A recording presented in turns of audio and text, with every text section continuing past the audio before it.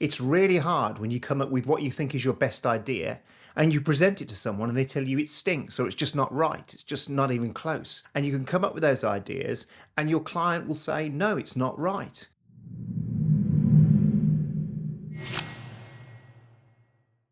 So here's a question: what separates a creative enthusiast from an audio professional? It's a good question, and often that question quickly degenerates in forums on social media into some kind of value discussion, as if professionals are better than creative enthusiasts, or creative enthusiasts are second class. I want to give you three things that separate an enthusiast from a creative professional. The first one is deadlines. When you're a creative professional, you work to deadlines. You have a client that says, here's the money, here's the date you've got to deliver to, and you can't break it. It's rare that you can break deadlines. If you talk to people who work in TV or movies or album releases, you have dates to work to and you can't miss those dates. You have to mix an album to a certain date, or you have to have a TV show. I've got a friend, Mike, who started the Expert Sites with me. I once said to him, what happens if you miss a TX date, which is the transmission date of a show? He said, you can't. It's as simple as that. You can't miss the date a TV show is going out when you have to deliver to the broadcaster.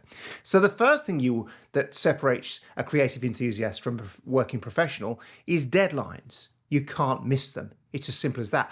I remember before I was a professional, I've been doing it for over a decade, that it was great that I could just spend days, weeks, months, sometimes never finish songs because it didn't matter. There was no deadline. It was as simple as that.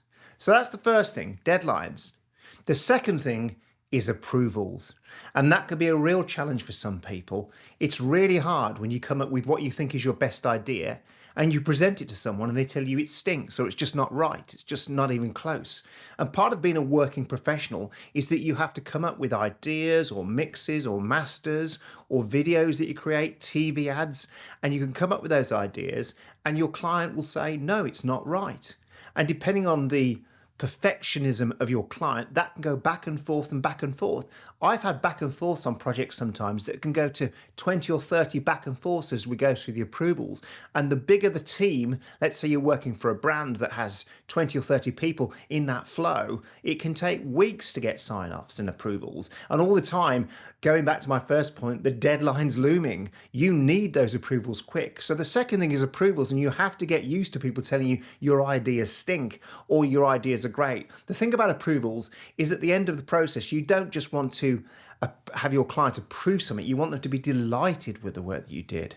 The third thing is reputation.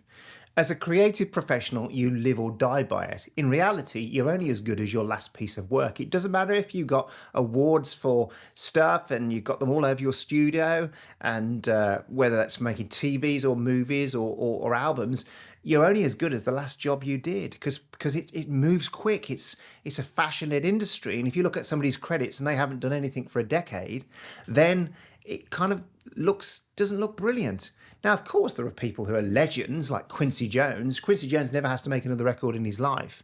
There's plenty of people like that. But generally, for those of us who are working, who are normal like you and me, we have to keep delivering and keep our reputation going. Because reputation, as my father used to say, is tomorrow's profit. I get a lot of work and I don't advertise. I simply have people call me up because they've heard about the quality of my work and the quality of the work of what we do and say, can you work for me now? That's the best kind of advertising. Is your calling card should be your reputation, should be that great song you produced or that great video commercial you produced or that great movie you worked on. And that's what will get you work. A lot of very busy working professionals have never had to look for work in their lives because the quality of their work is their calling card. Reputation is tomorrow's profit. Now, I have a confession. I really envy those of you who are enthusiasts, because when you do this for a living, which some of you are thinking you wish you could, trust me, you don't get to do it for love anymore. Yes, I love my job. I could be doing lots of jobs that would be shitty, but I really love this job that I do. But the reality is I can't just stop at any point. It's the way I make my living. And I really don't, in my spare time now, do what I used to do, which was sit down on a keyboard and noodle away or write a song or pick up my guitar.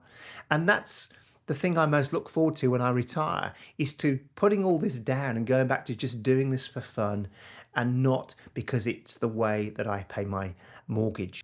So if you're a creative enthusiast and you think you'd love to be a professional doing this, then go for it. But I do want to give you a bit of a warning that when you start getting into this and when you've done it for long enough, you wish you could go back to being a creative enthusiast.